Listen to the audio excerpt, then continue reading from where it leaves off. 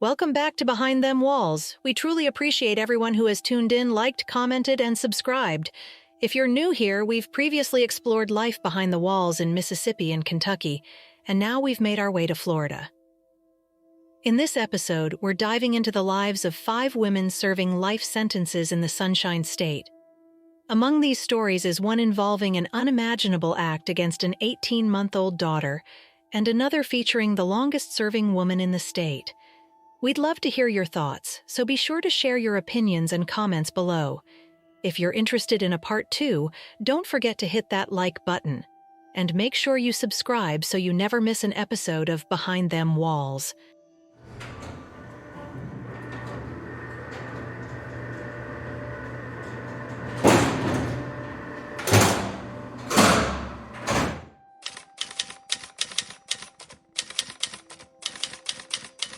Julia Bell Rollins is the longest-serving female inmate in Florida's Department of Corrections. She was convicted by a Palm Beach jury in July of 1972 at the age of 33 for the shooting death of 24-year-old Katherine Johnson. Both women were from Boynton Beach. The women were at Bobo's restaurant when they reportedly got into an argument. Julia shot Katherine 5 times. A jury found Julia guilty of murder and sentenced her to natural life. She has served 52 years of her life sentence.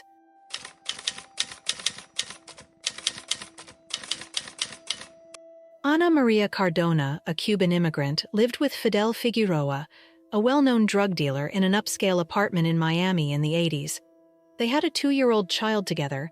Ana had a 7-year-old child from a previous relationship, and the couple were expecting their second child together, who would be named Lazaro Figueroa. A month before Lazaro was born, Fidel Figueroa was murdered. Lazaro was born on September 18, 1987. Fidel left a $100,000 estate that Ana exhausted in 10 months. During this time, Lazaro and his sister lived with friends and relatives. Ana would drop her children off with various people for days at a time. She wouldn't pick the children up and was unable to be reached. Lazaro and his sister were eventually turned over to the Department of Health and Rehabilitative Services. According to medical records, when Lazaro was 11 months old, he was healthy and weighed about 20 pounds. In November 1988, Lazaro and his sister were returned to the custody of their mother. Ana then became romantically involved with Olivia Gonzalez Mendoza. They moved around often from motel to motel, with the children surviving by working odd jobs and shoplifting. It was during this period Ana beat, starved, confined, emotionally abused, and systematically tortured Lazaro. In the last months of little Lazaro's life, no one ever saw or heard of him. He remained hidden in a small room, and only Ana's other children were seen or heard from. On the night of November 1, 1990, Lazaro's body was taken and abandoned in the bushes of a Miami Beach home, where he was later found on November 2, 1990. When his little body was found, he was wearing a white t-shirt with multicolored lollipops on the front. He became known in the South Florida community as Baby Lollipops. Ana fled to the Orlando St. Cloud area, where she was later arrested. Ana had given the police several stories about what happened to her son, including he had fallen off the bed and injured himself. She claimed to have tried to revive the boy, but when she was unable to, she took Lazaro to a Miami Beach residence and left him on the doorstep so that the people who owned the house could help him. She was charged with first-degree murder and aggravated child abuse.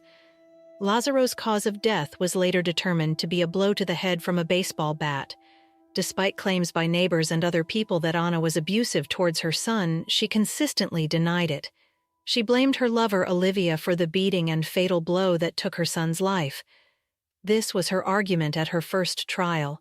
However, Olivia Gonzalez testified against Ana, saying that on the last day before Lazaro died, Ana got pissed off because the boy was taking too long to take off his diaper. Cardona hit Lazaro until a hole was opened up in his head, stating that Lazaro's head cracked and that the wound started bleeding, and then she put mercury on it and applied a plastic band. Olivia was sentenced to 40 years and was released after serving 14 years. Cardona was found guilty of first-degree murder and aggravated child abuse. Due to the condition of her son's body, she was sentenced to death, becoming the first woman sent to death row in Florida. In 2002, Cardona's sentence was overturned, and she was granted a new trial, a Brady violation by the prosecution team who failed to allow defense attorneys access to interviews with Olivia Gonzalez. In her second trial, the defense team tried to point the blame at a 14-year-old mentally handicapped girl from Miami Beach, but the jurors didn't buy that argument, and again found Cardona guilty of all charges and sentenced her to death a second time in 2011. After spending 17 years on death row, Cardona's verdict was overturned by a higher court because the prosecution had used arguments that improperly inflamed the mind and passions of the jurors. In her third trial, the prosecution did not seek the death penalty. Cardona's lawyer tried to convince the jury that even though Ana was a bad mother, she was not a murderer. The jury found her guilty in the death of her son Lazaro Figueroa for a third time.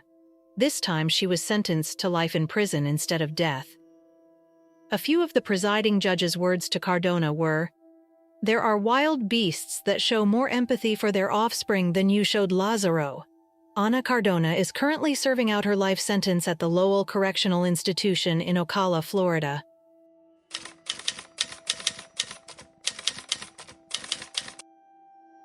Alatina LaShawn Flucker was convicted of first-degree murder and robbery in the death of an elderly woman. 85-year-old Ruth Hall's body was found in her apartment at the Embassy Apartments at 302 North Hubert Avenue on July 28, 1990. By her daughter who had come to visit her mother. Mrs. Hall's hands were tied behind her back with stockings and she was gagged. The medical examiner said Hall died of asphyxiation. Investigators said at the time there were no signs of a forced entry into Hall's apartment. A neighbor said he had looked inside Mrs. Hall's apartment and had seen a mess. The place was ransacked. Neighbors said Hall usually sat in a chair outside her apartment and watched the days pass by. Death triggered fears among other elderly residents in the area just north of Kennedy Boulevard and west of Lois Avenue. Assistant State Attorney Eric Myers said Alatina occasionally visited a gentleman who lived in a downstairs apartment. She went to his apartment the day of the murder, but the man was not home. When she found him gone, she saw Mrs. Hall sitting outside of her apartment. Alatina asked Mrs. Hall for some paper so she could leave a note for her acquaintance. That note was found in Hall's apartment, and Flucker's fingerprints were on some papers next to Mrs. Hall's body in her bedroom. Alatina went to the police station for questioning. She admitted to leaving the note but said she had only used Mrs. Hall's bathroom.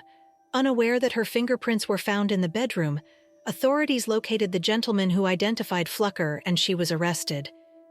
At trial, Alatina testified that she was in Hall's apartment when an unknown man burst in with a gun. She said she fled and Hall was still alive at the time. That was the first time she ever said anything about an unknown man bursting in, even though she had talked to 2 detectives and her aunt. She did tell her aunt on one occasion that she had been with a man at the time but said nothing about a stranger bursting in. The trial lasted from March 25th through March 27th of 1991. The jury deliberated almost 5 hours before finding Alatina LaShawn Flucker guilty of Count 1 first-degree murder and Count 2 robbery. She was sentenced on Count 1 to life in prison with a 25-year minimum mandatory term and to 15 years in prison on Count 2. Both sentences run concurrently. It was reported that Flucker showed no emotion when the verdict was read, and the jurors were asked individually if the verdict read was theirs. On the 9-woman, 3-man jury was Hillsborough County Commissioner at the time Jan Pyatt. Alatina has been incarcerated for more than 30 years. Her first parole interview resulted in a 2075 presumptive parole release date. She is currently serving her time at the Homestead Correctional Institution in Florida City, Florida.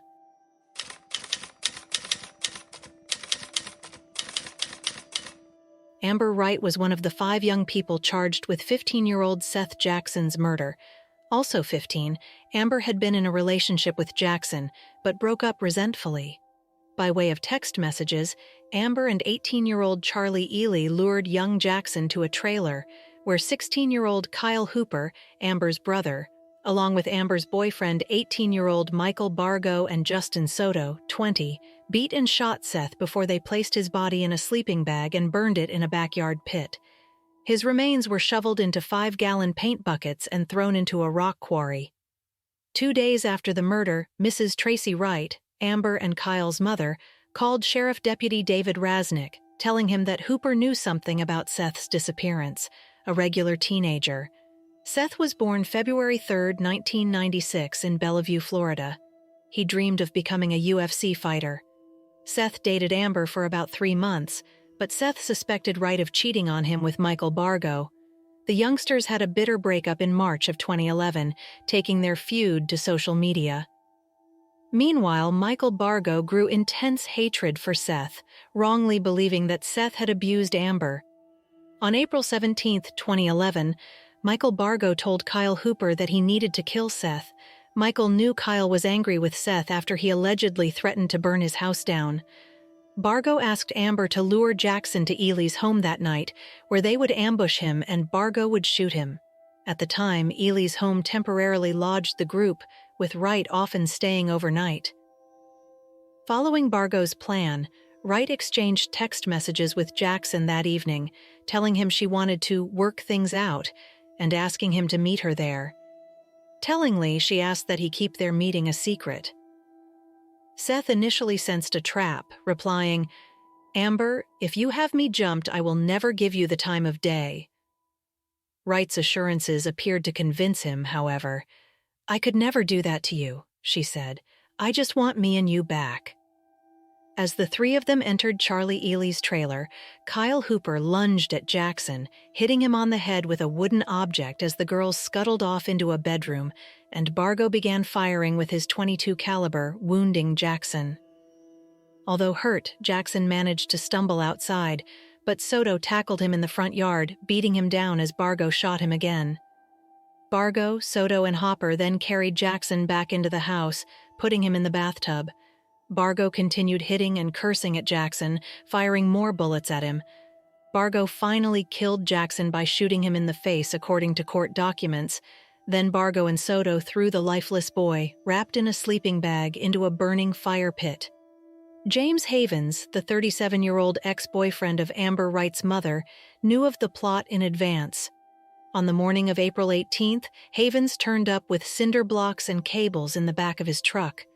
Hooper was the first to cave that very day, unburdening himself to his mother while he watched a news report of Jackson's disappearance. Soon, the rest of the murderous group were rounded up and charged. In June 2012, Wright, Hooper, Ely, and Soto were sentenced to life in prison for Jackson's murder. Havens pleaded guilty to accessory after the fact in 2018. After 9 years in prison, Charlie Ely was released in 2020 after pleading to a lesser charge. Michael Bargo was sentenced to death as the instigator of Jackson's murder, becoming Florida's youngest inmate on death row, and in 2021, the Supreme Court upheld his sentence. An appellate decision brought Amber back to Marion County for a retrial in January 2016, based on an issue with the timing of her Miranda rights. Although her jury again found her guilty of first-degree murder, a statute change between the two sentences left open the possibility of a lighter sentence. Amber Wright was sentenced to serve life in prison for her role in the 2011 murder of her 15-year-old ex-boyfriend. She must serve 25 years before she is considered for parole. She is another woman serving out her life sentence at the Lowell Correctional Institution for Women.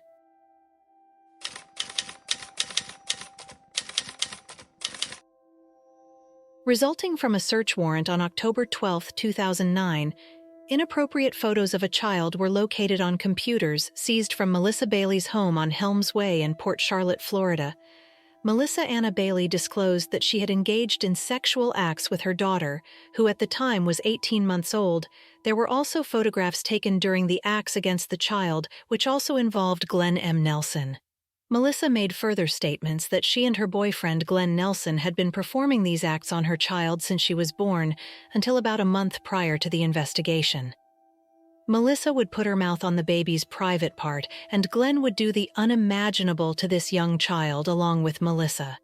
Additional evidence was located in files on Melissa's computer, including a Yahoo chat session between Bailey and Glenn, discussing having sex via webcam with the child and what their plans were.